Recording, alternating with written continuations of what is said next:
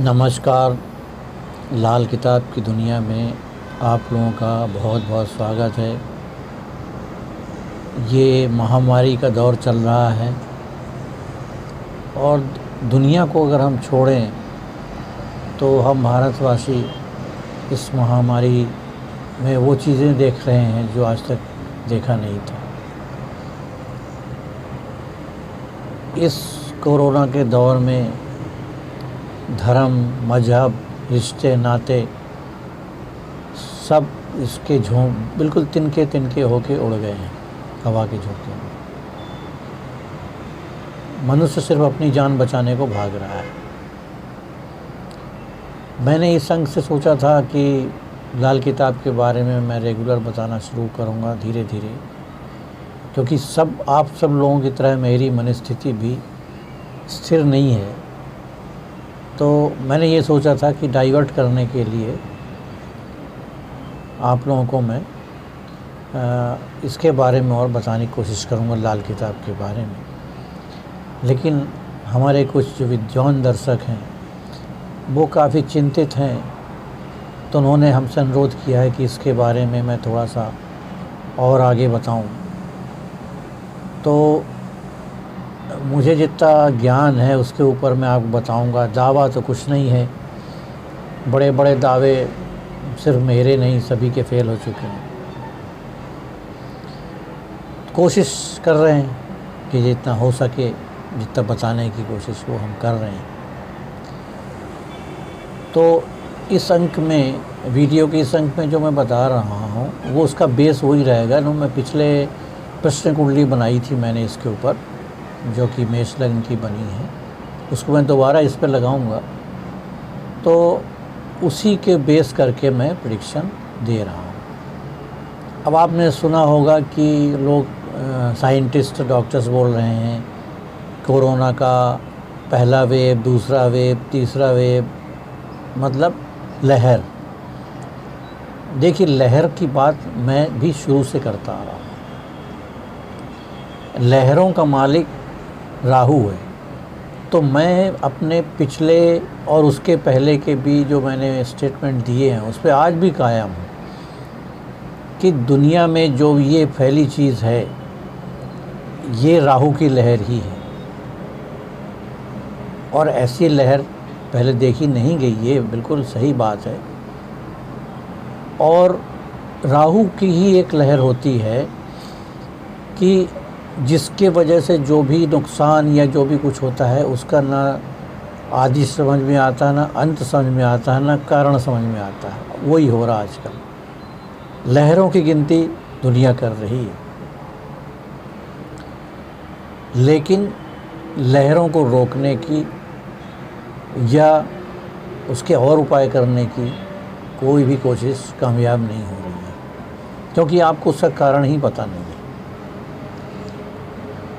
तो मैंने जैसे बताया, इसके पीछे राहु का ही हाथ है, मैंने पहले बताया है, और बुध का साथ इसको मिला हुआ था। पहले जब ये पेंडेमिक आई थी तो बुध का साथ इसको मिला। बुध फटाफट अपने नेचर बदलता रहता है, पारे का प्रतिरूप है वो। तो इसके साथ मिलने से ये जो राहु के क्रिएटेड वायरस है, ये अब म्यूटेशन लेवल इसका काफ़ी हाई है। म्यूटेशन लेवल मतलब ये अपने स्वरूप को बदलता रहता है। तो स्वरूप को बदलते रहने में क्या हो रहा है कि जो एक मेडिसिन है वो काम ही नहीं करती। जब तक एक मेडिसिन उसका पता लगाती है, दूसरी चीज़, दूसरा स्वरूप आ जाता है, उसके ऊपर फिर काम शुरू हो जाता है। तो हम म्यूटेशन के पीछे भाग रहे हैं, हम मेन के पीछे नहीं भाग रहे। मेन तो राहु है जो कि उपद्रव कर रहा है। इसके पीछे एक में हमारे धर्म ग्रंथों में जो भी दिया होता है वो लोग मान लेते हैं कि ये बिल्कुल सपने देखते हुए इन लोग कहानी लिख दी। कहानी नहीं, वो कहानियों में एक बहुत बड़ा मैसेज भी छुपा होता था। आपको याद होगा कि एक जो बताई गई स्टोरी, कहानी जो है कि गंगा का पृथ्वी में अवतरण। गंगा भी तेज लहरों के माध्यम से पृथ्वी में अवतरित हुई थी, लेकिन चूंकि उसके तेज को पृथ्वी संभाल नहीं पाती, नष्ट हो जाती, तो भगवान शिव से प्रार्थना किया गया था कि वो इसको अपनी जटा में धारण करें। जटा में धारण करने के बाद जो गंगा निकलेगी उसके वेग को पृथ्वी संभाल सकती थी। इस गंगा के अवतरण के लिए राजा भागीरथ ने तपस्या की थी, क्योंकि उनके सारे पूर्वजों की आत्माएं जो मर चुके थे, उस जब तक गंगा के स्पर्श में नहीं आते उनकी मुक्ति नहीं होती। ये तो एक स्टोरी बनी। अब इसके पीछे राज ये है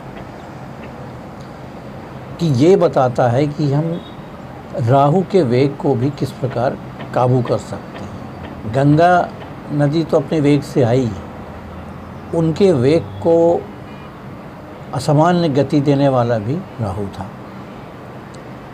तो उस वेग को संभालने के लिए पृथ्वी में ताकत नहीं थी। तो भगवान शिव की आराधना जो की गई, आपने देखा होगा भगवान शिव के जटा में एक अर्धचंद्र बना होता है और घुमावदार जटा होती है। तो यहाँ पे हम ज्योतिष को संबंध करने की कोशिश कर रहे हैं, कनेक्ट करने की कोशिश करते हैं कि हमें मालूम है राहु के वेग को शांत करने वाला चंद्र होता है, अंकुश लगाने वाला मंगल है, लेकिन राहु के वेग को शांत करने वाला चंद्र है जो भगवान शिव ने अपनी जटा पे लगा रखा है। तो जब ये वेग के साथ गंगा की धारा आई तो पहले इसको शांत किया गया। जटा में ऊपर मौजूद चंद्र ने उसको शांत किया और इसको और आगे पृथ्वी पे बहने लायक बनाने के लिए ये जटाओं के अंदर घूमने लगी इसकी धाराएं। तो ये जटाएं घूमती हुई जटाएं थी, तो ये बुध का रिप्रेजेंटेटिव हो गया। इसके बाद जब गंगा बाहर आई तो वो सामान्य अपने वेग में थी जो पृथ्वी संभाल सकती थी। तो इस कहानी का मतलब ये था कि हमने मदद किस चीज़ की ली। ये एक धार्मिक कहानी है, तो हमने पहली मदद किस चीज़ की ली? पहली मदद हमने ली चंद्र की, उसको शांत करने के लिए। फिर दूसरी मदद हमने ली बुध की, उसको रेगुलराइज करने के लिए, किसी चीज़ को बनाने के लिए। मतलब बुध को हमने स्टेबल किया है। राहु को स्टेबल करने के लिए बुध को स्टेबल करना ज़रूरी है।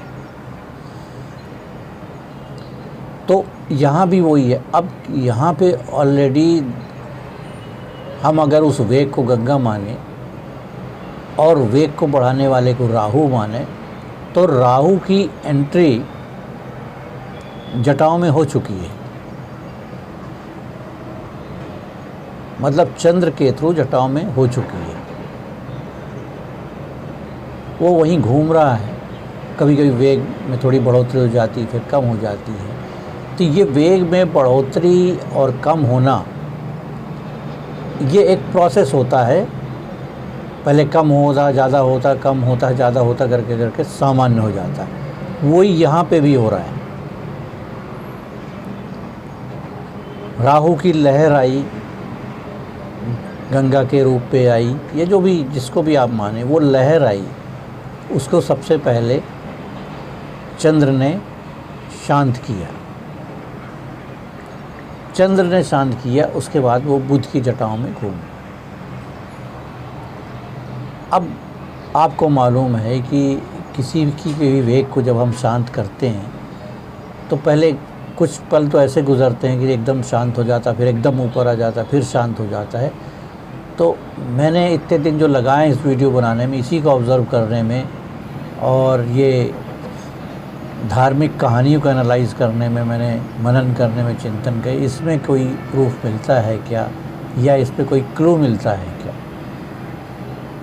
तो ये मिला कि इसमें इस तरह से जो बीच बीच में आती है ना कि ये लहर आएगी, तीसरी लहर, दूसरी लहर, या जो भी लहर, नंबर मैं नहीं जानता। तो मेरा ये मानना है कि जो वेग आना था, वो वेग तो ऑलरेडी आ गया, समा गया है।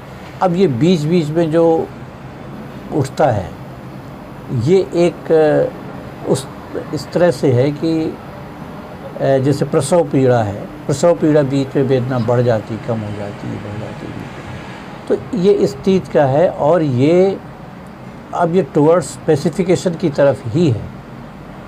मैंने पिछली बार भी बोला था कि ये कोई भी चीज़, जब कोई दिया है या कोई और रोशनी का जलता हुआ चीज़ है, वो बुझने से पहले बहुत तेज़ भड़कता है। और दूसरी चीज़ और बताई थी मैंने कि मस्नूई ग्रह बहुत ज़्यादा तीव्र होते हैं।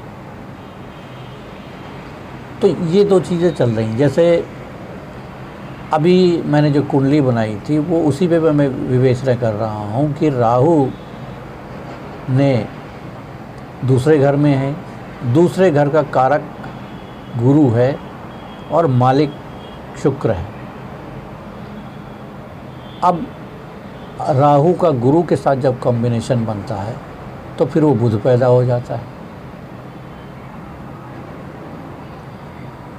तो ये जो बुध पैदा हुआ, ये फिर राहु के साथ कंबाइन हो जाता है और काम में आता है। और वो तो एक तरह की जो जटा के अंदर की एक्टिविटी ना, गोल गोल घूमना, गोल गोल घूमना, राहु का गुरु से कॉम्बिनेशन होना, गुरु का बुध बनना, ये कॉम्बिनेशन लगातार चल रहा है। लेकिन एक स्टेज जब आती है, जब ये गुरु इससे सेपरेट हो जाएगा, मतलब जटा की आखिरी हिस्से में जब ये पहुंचेगा, तब ये चीज़ शांत होगी। मतलब गुरु इससे सेपरेट हो जाएगा। जब राहु गुरु से सेपरेट हो जाएगा तो इसकी तेज़ी कम हो जाएगी, और ये सेपरेट होगा करीब करीब अक्टूबर नवंबर के महीने में। तो फिर नॉर्मल वेग ये आने लगेगा।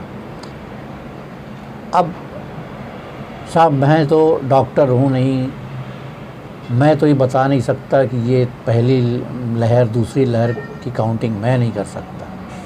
लेकिन मेरे हिसाब से ये पहली दूसरी तीसरी लहर जैसी कोई बात नहीं है।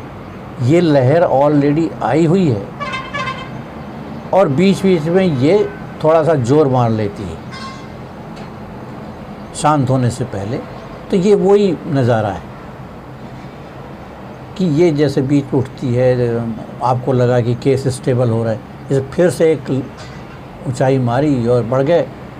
प्रेडिक्शन आया कि साहब तीसरी लहर आने वाली है, और हम लोग हैरान परेशान हो गए कि साहब दूसरी लहर में ये हुआ तो तीसरी लहर में तो दुनिया का सत्यानाश हो जाएगा। मैं तो ऐसा नहीं मानता।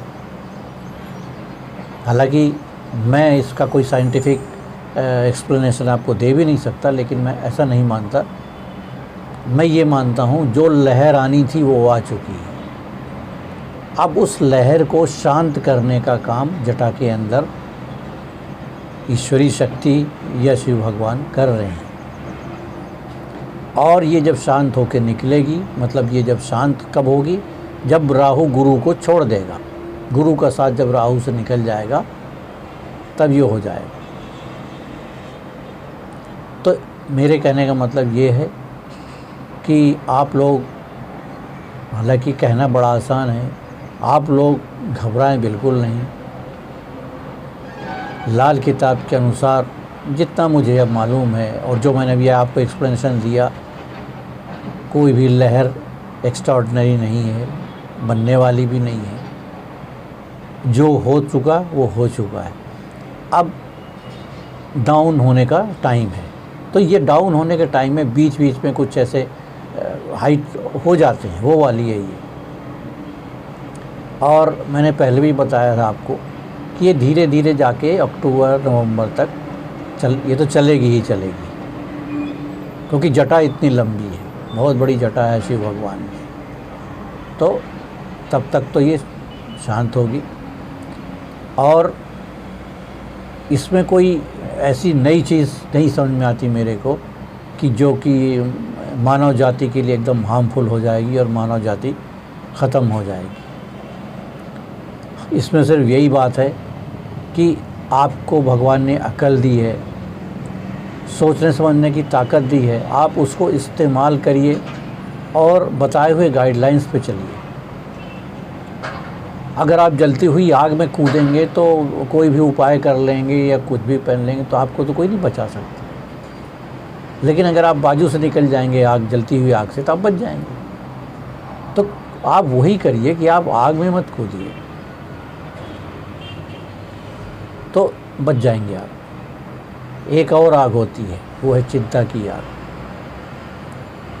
चिंता की आग वो है कि आप जो दुनिया भर के न्यूज़ चैनल से इधर उधर से सुनते रहते हैं, उसको लेके बच जाइए आप कुछ दूसरी तरफ ध्यान लगाइए, दूसरी चीज़ें सोचिए और समझिए।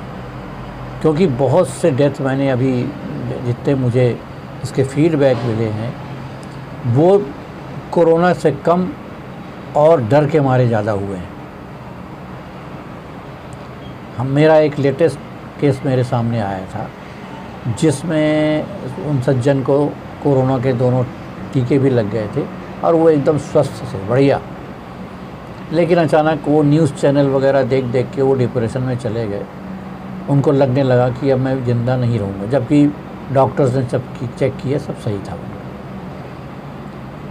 तो जब वो दिन रात अपने बच्चों को बोलते रहते कि मेरे साथ ये होगा वो होगा, तो वो एक किसी डॉक्टर को ले आए उनको समझाने बुझाने के लिए। लेकिन जिन डॉक्टर को समझाने बुझाने लाए, उन्होंने इस तरीके से समझाया कि वो और डर गए, और इतना डरे कि नेक्स्ट डे वो एक्सपायर हो गए। बाद में जब वो देखा गया तो उनकी डेथ कोरोना से नहीं हुई थी, उनकी डेथ कार्डियक अरेस्ट से हुई थी। तो अभी भी साइंटिस्ट और डॉक्टर बता रहे हैं कि कोरोना के पेशेंट को हार्ट चेक करा लेना चाहिए हार्ट से। ये एक हाइपोथेसिस है, कोई 100% नहीं। मेरे हिसाब से उनको हार्ट डिजीज़ नहीं होती, बल्कि वो डर के मारे मर रहे हैं। जब डर ज़्यादा हो जाता है तो उनको हार्ट अटैक आ जाता है। तो कोरोना के पेशेंट को हार्ट का ट्रीटमेंट ना देके उनको काउंसलिंग कराना चाहिए, उनके डर को निकालना चाहिए। और ये काउंसलिंग उनके घर के लोग से ज़्यादा और कोई अच्छा नहीं कर सकता। तो मेरा यही अनुरोध है कि आप बिल्कुल मत घबराइए।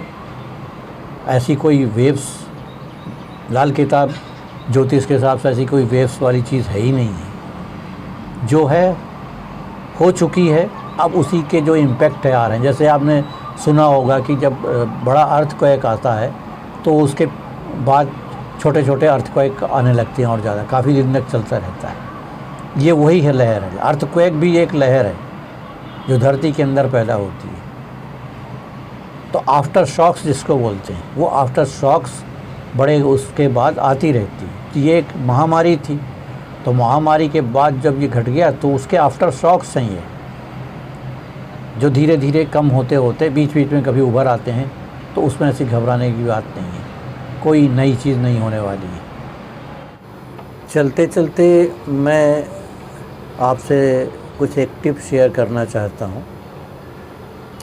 वो भी कुछ अपने धार्मिक कहानियों से रिलेटेड है, उसी से मैंने ड्रॉ किया है। कि जैसा आप जानते हैं कि राहु केतु एक सर्प माने गए हैं, कंबाइंड फॉर्म में वो सर्प है। राहु सर्प की मतलब ये फन है, सिर है, और केतु धड़ है। तो ये कहा जाता है, क्या हकीकत भी है ये, कि अगर सर और धड़ को अलग कर दिया जाए सांप के, तो ये बहुत लंबे अरसे तक जीवित रहता है सर उसका, जिसको सिरी भी बोलते हैं। और ये कहते हैं कि वो ज़्यादा खतरनाक होता है एक पूरे सर्प से। तो लोग करते क्या है कि अगर कभी ऐसे इंसिडेंट से हो जाए, अलग अलग हो जाए, तो उसके सिरी को ज़मीन में गाड़ देते हैं, जिससे कुछ समय बाद वो मृत्यु को प्राप्त हो जाता है। एक तो ये बात हो गई। और दूसरी बात आपने देखा होगा कि सर्प मरने के बाद भी काफ़ी समय तक उसका पूरा शरीर जो है वो लहराता रहता है। और यही चीज़ लागू होती है ये राहु केतु के कंबाइंड उसके ऊपर भी। हम तो अभी राहु के लहर की बात कर रहे हैं कि अगर ये लहर ख़त्म भी हो गई है तो ये खात्मे वाली चीज़ भी बहुत देर तक लहराती रहती है। भले ही उसमें उतना दम हो या ना हो, लेकिन उसको निकलने में टाइम लगता है। तो चूँकि मैंने जैसा बताया है कि मैं तो मानता हूँ राहु की उपस्थिति या इस पेंडेमिक के कारण को मैं राहु को ही मानता हूँ। तो मेरा यही ख्याल है कि ये लहर वाली स्थिति ही है जो चल रही है, मतलब उसकी मृत्यु हो चुकी है या उसके सीरी टाइप जो है, सीरी जो है वो जीवित अवस्था में है, तो उसकी वजह से ये चीज़ें चल रही हैं। तो अब हम वहीं पे आते हैं कि अगर राहु सीरी है सिर्फ तो ज़्यादा खतरनाक है। तो उसको किस प्रकार से हमने बताया कि उसको ज़मीन में गाड़ दिया जाता है। ज़मीन में गाड़ने का मतलब उसके प्रभाव को ख़त्म कर देना, नष्ट कर देना, ये माना जाता है लाल किताब में। तो अगर ये लाल किताब से रिलेटेड हम इसको उपाय में लाएंगे तो हमने देखा है कि लाल किताब में यही बताया गया है कि जब कोई आपको बीमारी परेशान करे, बहुत ज़्यादा सीरियस किस्म की बीमारी अगर परेशान करे, तो राहु कारक जो है वस्तु को या जौ को हम एक वज़नदार चीज़ के नीचे दबा के रखते हैं। ये माने एक जैसे घरों में जो सिल होता है या एक भारी भरकम पत्थर है उसके नीचे दबा के रखते हैं जब तक कि ये बीमारी ठीक ना हो जाए। और जब ये ठीक हो जाता है तो कुछ समय बाद उसको जल प्रवाह करके ख़त्म कर देते हैं। तो ये मतलब एक उपाय की तरफ भी इशारा करता है कि अगर आपके घर में ऐसा कुछ हो रहा है या ऐसा कुछ हुआ है तो जौ को लेके, जौ मतलब 1-8 किलो जौ लिया आपने, उस जौ को एक थैली में डाला, मरून कलर की थैली में, और उसको एक भारी भरकम पत्थर के नीचे दबा के रख दिया किसी भी दिन। तो इस तरह से हम उसके जहर को शांत कर सकते हैं। एक उपाय ये भी है। तो ये आप उसमें ऐड कर सकते हैं जो मैंने अभी आपको बताया है। ये उसके लिए है अगर ऐसी कोई परेशानी आ रही है तो इसके साथ ही मैं ये एपिसोड ख़त्म करता हूँ और परमपिता परमेश्वर से ये दुआ करता हूँ कि आप लोग, हम लोग, सभी लोग स्वस्थ रहें और इससे बच के रहें और जल्द से जल्द इस दुनिया में जो ये साया मंडरा रहा है यह ख़त्म हो जाए। इसी प्रार्थना के साथ मैं आप सबसे विदा लेता हूँ। नमस्कार।